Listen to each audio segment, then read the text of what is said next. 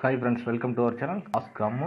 இன்றைக்கு நம்ம பார்க்க போகிறது ஃப்ரிட்ஜோட பராமரிப்பு. ஃப்ரிட்ஜுங்கிறது இன்றைக்கி எல்லா வீட்லேயுமே அத்தியாவசிய தேவையா, ஆனால் அதை முறையாக பராமரிக்கிறோமா அப்படின்னா கண்டிப்பாக முறையாக பராமரிக்கிற அந்த செயல்பாடு தெரியாதனாலையும் அதுக்கு டைம் இல்லாதனாலையும் நம்ம பராமரிப்பு ரொம்ப கம்மியாக தான் பண்ணணும். ஃப்ரிட்ஜுக்கு எப்படி பராமரிப்பு கொடுக்குறது அப்படிங்கிறத நம்ம இன்றைக்கி பார்க்க போகிறோம். ஃப்ரிட்ஜை மெயினாக பார்க்கணும்னா வாரத்துக்கு ஒரு தடவை கண்டிப்பாக சுத்தம் பண்ணிடணும். ஒரு நல்ல துணியை வச்சு ஈரப்படுத்தி அது நல்ல தண்ணியில் இந்த ஃப்ரிட்ஜை வாரத்துக்கு ஒரு தடவை எடுத்து நல்லா சுத்தம் பண்ணிடணும். அதே நேரத்தில் இன்றைக்கி பொதுவாக பார்க்கணும்னா ஃப்ராஸ்ட் ஃப்ரீ அப்படிங்கிற ரெஃப்ரிஜிரேட்டர் அதிகமாக வந்துடுச்சு. ஆனாலும் அவ்வப்போது பண்ணக்கூடிய டீப்ளஸ்ட் செய்யக்கூடிய மாடலும் இன்னி மார்க்கெட்டில் போய்கிட்டு தான் இருக்குது. டீப்ளஸ்ட் பண்ண வேண்டிய தேவை இருந்துச்சுன்னா அதை கண்டிப்பாக பண்ணித்தான் ஆகணும். அந்த டீப்ளஸ்ட்டு எவ்வளோ நாளைக்கு பண்ணலாம் அப்படின்னா அது நம்ம உபயோகப்படுத்த அதோட ஃப்ரீசரில் உருவாகிற ஐஸ் கட்டியை பொறுத்து மாறுபடும். சில பேர் கம்மியான கூலிங் வச்சு யூஸ் பண்ணுவாங்க, சில பேர் அதிகமான கூலிங் வச்சு யூஸ் பண்ணுவாங்க. பொதுவாக அந்த டீப்ளஸ்ட் எப்படி எப்போ பண்ணலன்னா ஃப்ரீசரில் அதிகப்படியான ஐஸு உருவாகி நம்மளுக்கு எதையுமே யூஸ் பண்ண முடியாத சூழ்நிலை வரும்போது கண்டிப்பாக அது டீப்ளஸ்ட் பண்ணித்தான் ஆகணும். இந்த டீப்ளஸ்ட் பண்ணி ஆன் பண்ணி வச்சிட்டோம்னா அந்த ஐஸ் ஃபுல்லாக ஆட்டோமேட்டிக்காக கரைஞ்சி அது ஃப்ரிட்ஜு ஒரு நார்மல் கண்டிஷனுக்கு வந்துடும். இப்படி நம்ம டீப்ளஸ்ட் பண்ணாமல் விட்டுட்டோம்னா அந்த ஃப்ரிட்ஜோட உள்பகுதியிலேங்க கண்ணுக்கு தெரியாத அந்த உள்பகுதியிலேங்க ஐஸ் உருவாக்கக்கூடிய சூழல் உருவாகும். இதனால் என்னென்னா ஃப்ரிட்ஜு கூடி சீக்கிரம் பழுதடையக்கூடிய வாய்ப்பு உருவாகுது. அதனால் நம்ம பயன்படுத்துகிறத பொறுத்து அதிகபட்சம் 10 நாளைக்கு ஒரு முறையோ, இல்லை நம்ம அதிகமாக வச்சு யூஸ் பண்ணுவோம் சீக்கிரமே ஐஸ் உருவாகிடும் அப்படின்னா அது ஒரு 5 நாளைக்கு ஒரு முறையோ நம்ம தேவையை பொறுத்து அதை டீப்ளஸ்ட் பண்ணிக்கிறது அடிக்கடி நல்லது.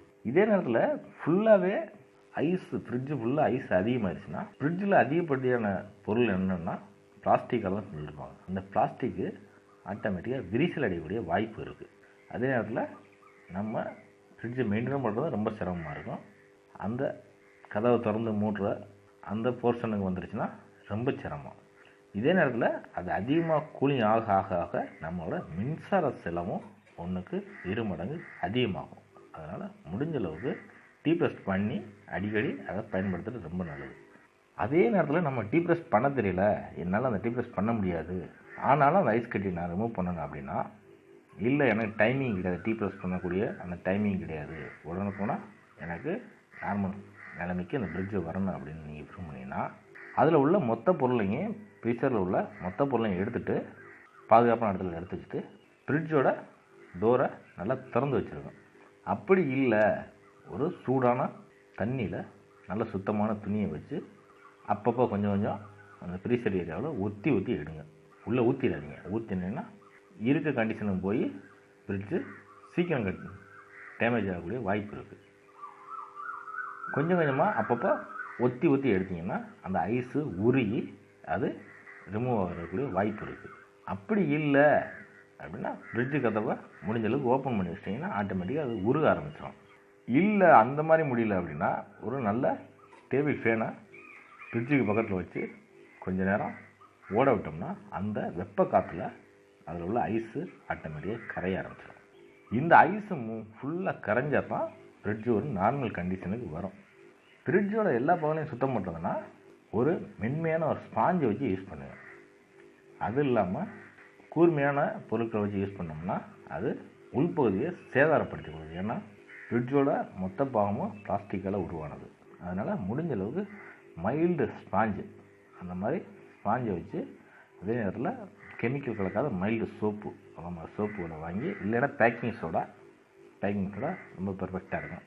பேக்கிங் சோடா போட்டு அதில் நினச்சி அதை வச்சு அந்த ஃப்ரிட்ஜோட உள்பகுதியை நல்லா சுத்தம் பண்ணலாம். நல்லா சுத்தம் பண்ண பின்னாடி சுத்தமான துணி வச்சு நல்லா தொடச்சி எடுத்துருங்க. தொடச்சி எடுத்துகிட்டு ஒரு 1 hour ஆர் 2 hours நல்லா ஃப்ரிட்ஜை காய வச்சுருங்க. பவர் கனெக்ஷன் எல்லாத்தையும் கட் பண்ணிவிட்டு இது செய்யும்போது பவர் கனெக்ஷன் மொத்தமாக கட் பண்ணிடுங்க. இல்லைன்னா ஃப்ரிட்ஜு ஆட்டோமேட்டிக்காக எக்ஸஸ் கரண்டில் ஓடும். அதனால் நம்மளுக்கு தேவையில்லாத மின்சார செலவு அதிகமாகும். அதனால் பவர் கனெக்ஷன்லாம் கட் பண்ணிவிட்டு இது 1 hour 2 hours நல்லா ஃப்ரீயாக காய விட்டிங்கன்னா அது மெயின்டெனன்ஸுக்கும் நல்லாயிருக்கும், ஃப்ரிட்ஜில் வைக்கக்கூடிய பொருட்களுக்கும் நல்லது. அதே நேரத்தில் ஃப்ரிட்ஜிலேருந்து எடுத்த பொருட்களையும் நல்லா சுத்தம் பண்ணி மென்மையான பொருட்களை வச்சு காய வச்சு மறுபடி அதில் ரீஅரேஞ்ச் பண்ணுங்கள். இதில் பொதுவாக பார்க்க போனோம்னா ஃப்ரிட்ஜு மெயின்டெனன்ஸில் நம்ம எல்லாத்தையுமே உள்ளே அடிக்கிடுவோம். ஆனால் பல நேரத்தில் அடுக்குனதை மறந்துடுவோம், எதை வச்சோம் எதை வைக்கலை அப்படின்னு தெரியாது. அதனால் வாரத்துக்கு ஒரு தடவை முடிஞ்ச அளவுக்கு ஃப்ரிட்ஜை சுத்தம் பண்ணுறதுக்குன்னு அதுக்குன்னு குறிப்பிட்ட நேரத்தை ஒதுக்குங்க. அதான் ஃப்ரிட்ஜு மெயின்டெனன்ஸுக்கும் நல்லது, நம்மளோட சுகாதார உணவுக்கும் ரொம்ப நல்லது. ஏன்னா அதிலிருந்து நம்ம காய்கறிகள் எடுக்கிறோம். நம்ம வைக்கக்கூடிய பொருட்கள் ஏதோ ஒன்று அழுகி இருந்துச்சுன்னா அதுலேருந்து கெமிக்கல் அதுலேருந்து வைரஸ்கள் உருவாகி மற்ற பொருட்களில் பரவி இருக்கும். அப்படிங்கிறப்போ நம்ம வாரத்துக்கு ஒரு தடவை சுத்தம் பண்ணோம்னா அதில் என்ன வச்சோம், என்ன டேமேஜ் ஆகிருக்கு, எதனால நம்மளுக்கு இந்த ப்ராப்ளம் வருது அப்படிங்கிறது ஈஸியாக தெரியும். அதனால் வாரத்துக்கு ஒரு தடவை அதை சுத்தம் பண்ணுங்கள். அதே நேரத்தில் ஃப்ரிட்ஜில் கெட்ட வாடை ஏதாவது வச்சு கெட்டு போய், இல்லை இறைச்சி இதுக்கு வச்சு அது கெட்டு போய் ஒரு கெட்ட ஸ்மெல் அடிச்சிச்சுன்னா நம்ம சமையல் சோடா கூட கொஞ்சம் டிட்டர்ஜென்ட் பவுட்ரு போட்டு அதோட ஏதோ ஒரு எசன்ஸை வச்சு கலந்து அதில் வச்சிட்டோம்னாக்கா அந்த கெட்ட ஸ்மெல்லை அதை எடுத்துரும். ஏன்னா அந்த சமையல் சோடாவுக்கு அந்த பவர் இருக்குது. அப்படி அது கிடைக்கல அப்படின்னா நார்மலாக கிடைக்கக்கூடிய எலுமிச்சம்பழத்தை பிழிஞ்சு அதை ஸ்பாஞ்சில் தொட்டு அதில் வேணால் கொஞ்சம் ஒத்தி எடுத்தோம்னா அந்த எலுமிச்சை சாரோட வாடைக்கு அந்த கெட்ட ஸ்மெல்லு மட்டுப்படும்.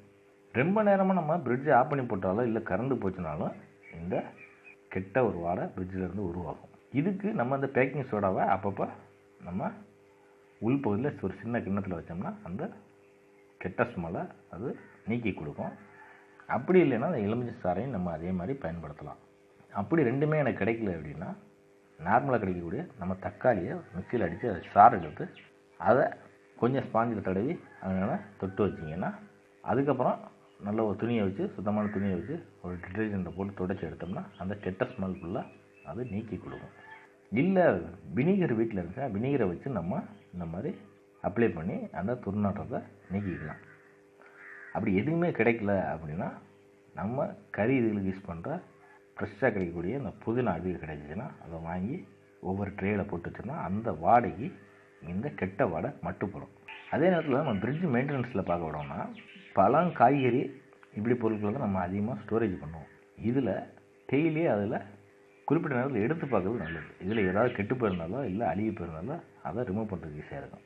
அதே நேரத்தில் இவ்வளோ தான் வச்சோம்னாலும் சரி ஒரு வாரத்துக்கு ஒரு தடவை அதை க்ளீன் பண்ணுங்கள். அதே நேரத்தில் பழைய பொருட்களை ஃபுல்லாக எடுத்துகிட்டு புது பொருட்களை அப்ளை பண்ணக்கூடிய அந்த சூழலுக்கு வாங்க. ஏன்னா மாதக்கணக்கில் வாங்கி ஸ்டோர் பண்ணுறத விட வாரக்கணக்கில் வாங்கி ஸ்டோர் பண்ணுறது ரொம்ப நல்லது. ஃப்ரெஷ்ஷாகவும் இருக்கும், கொஞ்சம் நம்ம உடம்புக்கும் நல்லதாக இருக்கும். அது ஒரு வாரத்துக்கு மேலே காய்கறி பழத்தை வச்சு நம்ம யூஸ் பண்ணுறது ஃப்ரிட்ஜில் நம்மளே வச்சுக்கிற ஒரு மருத்துவ செலவு தான் அது.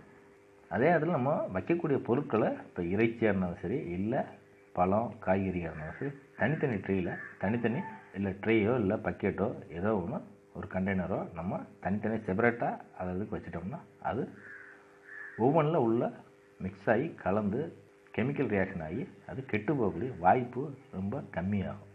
அதே நேரத்தில் நம்ம பார்க்க போனோம்னா நம்ம ஃப்ரிட்ஜில் எல்லாமே வைப்போம். அதே நேரத்தில் சூடான பொருளை நம்ம ஃப்ரிட்ஜில் சுட கொண்டு போய் வச்சிடக்கூடாது. நல்லா ஆற விட்டு அதுக்கப்புறம் தான் ஃப்ரிட்ஜில் ஸ்டோரேஜ் பண்ணணும். அப்படி இல்லை எனக்கு உடனடியாக வச்சாங்க அப்படின்னா நல்ல ஒரு டப்பாவில் போட்டு மூடி அதுக்கப்புறம் தான் அதை வைக்கணும். டேரெக்டாக அதை கொண்டு போய் சூடான பொருளை ஃப்ரிட்ஜில் வைக்கிறத தவிர்த்துடணும். அதே நேரத்தில் நம்ம சமைச்ச நம்ம இறைச்சியை அசைவ உணவை ஃப்ரிட்ஜில் வைக்கிறோம்னா ஒரு அலுமினிய பாயில் சுற்றி அது மேலே ஃப்ரிட்ஜில் வைக்கிறது அது சீக்கிரம் கெட்டு போகாமல் பாதுகாக்கும். அதே நேரத்தில் ஃப்ரிட்ஜில் வந்து எடுக்கிற பொருளை உடனுக்குடன் நம்ம சாப்பிட முடியாது. அதே நேரத்தில் அதை சூடுபடுத்தினோம்னா அது உடனடியாக கேஸோட செலவு அதிகப்படுத்தி கொடுக்கும். அது இல்லாமல் அதை எப்படி மெயின்டைன் பண்ணுறதுன்னா எடுத்த நம்மளுக்கு எப்போ தேவையோ அதுக்கு முன்னாடி 1 மணி நேரத்துக்கு முன்னாடியே அந்த பொருள் நம்ம எடுத்து ரூம் டெம்பரேச்சர் நார்மல் டெம்பரேச்சர் வரக்கூடிய சூழலில் நம்ம அதை தனிப்படுத்தி வச்சிட்டோம்னா அது ஆட்டோமேட்டிக்காக கூலிங் ஃபுல்லாக போய் நல்லா ரூம் டெம்பரேச்சர் வந்துடும். அதுக்கப்புறம் நம்ம அதை எடுத்து சூடுபடுத்தும் போது அது அதிகமான எரிபொருளை மிச்சம் பண்ணி கொடுக்கும். அப்படி இல்லாமல் உடனுக்குடன் நம்ம உடனுக்குடன் சூடுபடுத்தணும் ஆசைப்பட்டோம்னா அது எரிபொருளை அதிகப்படுத்தி நம்மளுக்கு தேவையில்லாத செலவை கொடுக்கும். அதனால் முடிஞ்ச அளவுக்கு ஃப்ரிட்ஜ் மெயின்டெனன்ஸுக்கு குறிப்பிட்ட டயத்தை ஒதுக்குங்க. அதே நேரத்தில் வாரத்துக்கு ஒரு தடவை ஃப்ரிட்ஜை கண்டிப்பாக ஒரு குறிப்பிட்ட நேரம் ஒரு 1/2 hour 1 hour ஃப்ரிட்ஜுக்கும் குறிப்பிட்ட நேரத்தை ஒதுக்கி எப்படி மெயின்டைன் பண்ணியிருக்கோம் என்ன இருக்குது உள்ள அப்படிங்கிறத அரேஞ்ச் பண்ணிக்கங்க. இதுதான் நம்ம செலவையும் மட்டுப்படுத்தி கொடுக்கும், அதே நேரத்தில் நம்ம ஆரோக்கியத்தையும் மேம்படுத்தி கொடுக்கும். எனிவே தேங்க்யூ ஃபார் வாட்சிங். மீண்டும் ஒரு நல்ல வீடியோ மீண்டும் ஒரு முறை சந்திக்கலாம். தேங்க்யூ.